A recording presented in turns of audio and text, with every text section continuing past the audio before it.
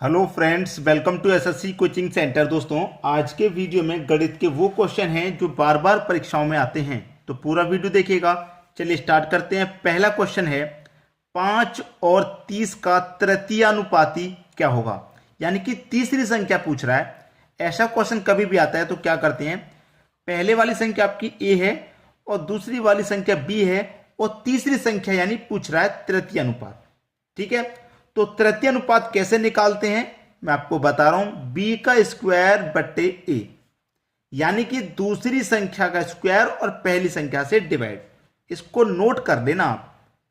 B कितना है आपका 30, तो 30 का क्या करेंगे स्क्वायर, या फिर 30 इंटू 30 लिख दो, एक ही बात है। 30 का स्क्वायर कर दो या 30 इंटू 30 लिख दो, एक ही बात है, क्योंकि स्क्वायर का मतलब होता है उसी संख्या का गुना। बटे में क्या है ए मतलब पहली संख्या यानी कि 5। ठीक है, चलिए 5 से मैं इसको कटाऊंगा तो 5 छिक्के 30, 6 बार में जाएगा और 6 का मल्टीप्लाई होगा 30 से, तो 6 त्रिक का 18 और एक ही जीरो, यानी कि कितना आ गया 180। तो आपका जो तृतीय अनुपाती होगा वो क्या हो जाएगा 180 हो जाएगा। यही हो गया आपके प्रश्न का बिल्कुल सही जवाब 180, जो कि सी ऑप्शन में दिया गया है आपको। तो आसानी से क्लियर हो गया। चलिए अब देखेंगे अगला क्वेश्चन। अगला क्वेश्चन है किसी राशि पर 4 वर्षों का साधारण ब्याज उस राशि का 1/5 है, वार्षिक ब्याज की दर है। रेट पूछ रहा है, क्या पूछ रहा है, दर पूछ रहा है, यानी कि रेट पूछ रहा है। देखिए क्वेश्चन बहुत सिंपल है, फ्रैक्शन में दे दिया गया है आपको, तो आप परेशान हो जाएंगे। जबकि ऐसा क्वेश्चन कभी भी आपको दे दे तो परेशान नहीं होना, क्योंकि आपके पास क्या कहा गया है कि किसी राशि पर, वो राशि आपको नहीं पता है। जब वो राशि आपको नहीं पता होगी तो आप क्या करेंगे भैया, उस राशि को 100 मान लेंगे। इतना अच्छे से मालूम है। 4 वर्षों का साधारण ब्याज, कितने वर्ष का पूछ रहा है, 4 वर्ष का साधारण ब्याज पूछ रहा है। उस राशि का 1/5 है, राशि का 1/5 है, तो राशि कितनी मानी हमने 100, और उस राशि का कितना है 1/5 है, तो 1/5 लिख दो। तो ब्याज की दर पूछ रहा है कितनी है। देखिए 5 से मैं कटा दूंगा 100 को, तो 20 बार में कटेगा और 20 का मल्टीप्लाई 1 से करेंगे तो 20 ही हो जाएगा। यानी कि रेट कितना है, रेट कितना है भाई 20% का। अब 20% तो आप कहेंगे सर ऑप्शन में भी नहीं है, तो क्वेश्चन को सही से समझा आपने, अभी नहीं समझा। हमसे कहा गया है 4 वर्षों का साधारण ब्याज, तो ये जो 20% आया है ये 4 वर्ष का 20% आया है, 4 वर्ष का 20%। और साधारण ब्याज प्रत्येक वर्ष के लिए समान रहता है, यानी कि 4 साल का 20% है तो 1 साल का कितना हो जाएगा 5% हो जाएगा। तो दर पूछ रहा है ना, तो 1 साल की दर कितनी हो जाएगी 5% हो जाएगी। ये हमारे क्वेश्चन का सही जवाब हो जाएगा बी ऑप्शन। अब अच्छे से समझ में आ गया, कोई कंफ्यूजन नहीं। चलिए अब देखेंगे अगला क्वेश्चन। अगला क्वेश्चन है एक घड़ी 200 रुपए में बेचने पर उतने ही प्रतिशत लाभ होता है जितना उस घड़ी का क्रय मूल्य है। तो घड़ी का मूल्य है, घड़ी का मूल्य पूछ रहा है क्या है। हम घड़ी को कितने में बेच रहे हैं, 200 रुपए में बेच रहे हैं। घड़ी को कितने में बेच रहे हैं भाई, 200 रुपए में बेच रहे हैं। ठीक है, ये मालूम हो गया इतना। घड़ी को 200 रुपए में बेच रहा है, लेकिन हमसे एक बात उसने कही है कि उसने क्या बोला है कि उतने ही प्रतिशत का लाभ होता है जितना उस घड़ी का मूल्य है। मतलब कि घड़ी का मूल्य 10 रुपये है तो 10% का ही लाभ होता है, घड़ी का मूल्य 20 रुपये है तो 20% का ही लाभ होता है। भाई जितना घड़ी का मूल्य है उतने ही % का लाभ हो रहा है, उसने ये बात की है। तो जो वैल्यू यहां पर दे रखी है ना आपको बेचने वाली, इसका आधा आधा कर दो आप। आधा आधा करूंगा मैं तो ये 100 रुपये हो गया और ये 100 रुपया हो गया, यानी कि 100 रुपये की मेरी घड़ी है और उस पर 100 रुपये का ही लाभ हो जाएगा। 100 रुपये की घड़ी और उस पर 100 रुपये का ही लाभ हो जाएगा, तभी तो हम उसे 200 रुपये में बेच रहे हैं। क्लियर है, 100 रुपये की मेरी घड़ी थी और मैं उसे 100 रुपये के लाभ पे बेच रहा हूं। 100 रुपये की घड़ी को मैं 200 में बेचूंगा तभी तो 100 का लाभ है। तो 100 रुपये की घड़ी पे 100 रुपये का लाभ मुझे कब होगा, जब मैं उसे 200 रुपये में बेचूंगा। तो ये तो हो गया भाई मेरा घड़ी का मूल्य। और ये क्या हो गया मेरा भाई, ये क्या हो गया मेरा 100 रुपये, 100 का मेरा % हो गया, 100% का लाभ हो रहा है मुझे। जितना मेरा घड़ी का मूल्य है उतने ही % का लाभ, 100 रुपये मूल्य है तो 100 ही % का लाभ हो रहा है, तो 100 पे 100% का लाभ 200 हो गया। हमसे भी तो यही कहा है कि उतने ही प्रतिशत का लाभ होता है जितना उस घड़ी का मूल्य है, उतनी परसेंट का लाभ हो रहा है जितना मूल्य है। खत्म क्वेश्चन। ऐसा क्वेश्चन कभी आए जितने में बेच रहे हैं लाभ और मूल्य बराबर है तो दोनों का आधा आधा कर दो, प्रश्न खत्म।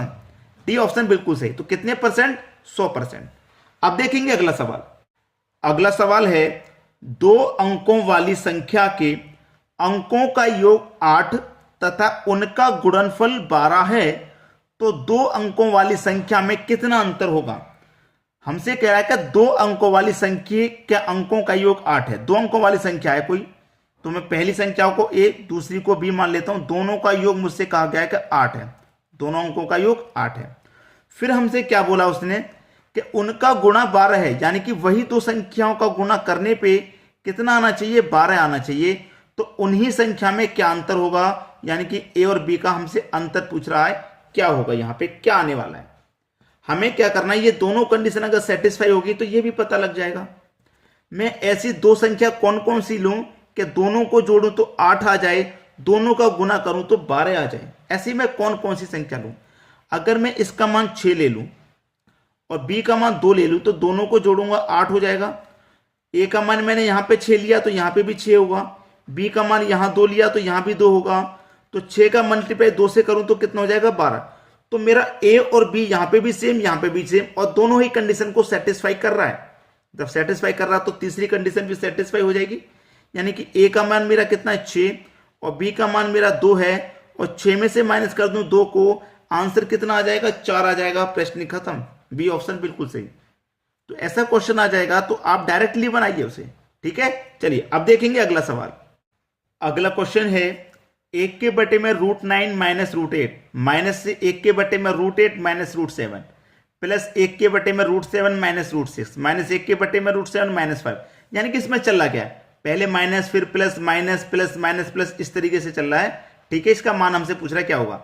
9 8, 8 7, 7 6, 6 5, 5 4, यानी कि जो यहाँ लास्ट है यहाँ फर्स्ट, जो लास्ट है वो फर्स्ट, जो लास्ट है वो फर्स्ट, जो लास्ट है वो फर्स्ट। तो इसमें देखिए करने का तरीका क्या होता है इस क्वेश्चन में, जब इस तरीके से दिया गया तो जो सबसे बड़ी संख्या आप उसे ले लो। पहले आपको दिया गया √9, सबसे बड़ी संख्या ले ली, और सबसे छोटी वाली ले लो। सबसे छोटी क्या दिया गया है? √4। दोनों को क्या कर देंगे? जोड़ देंगे। ठीक है, अब 9 का स्क्वायर रूट करेंगे तो 3 आ जाएगा, 4 का स्क्वायर रूट करेंगे 2 आ जाएगा, दोनों को जोड़ेंगे तो 3 और 2 कितना हो जाएगा भैया? 5 आ जाएगा। बस यही आंसर था, 5। सी ऑप्शन बिल्कुल सही जवाब हो गया आपका। क्लियर है सभी को क्वेश्चन? कोई दिक्कत किसी को नहीं होगी। चलिए अब देखते हैं अगला क्वेश्चन। अगला क्वेश्चन है 9 लगातार आने वाली विषम संख्याओं का औसत 53 है, इसमें सबसे छोटी विषम संख्या क्या होगी?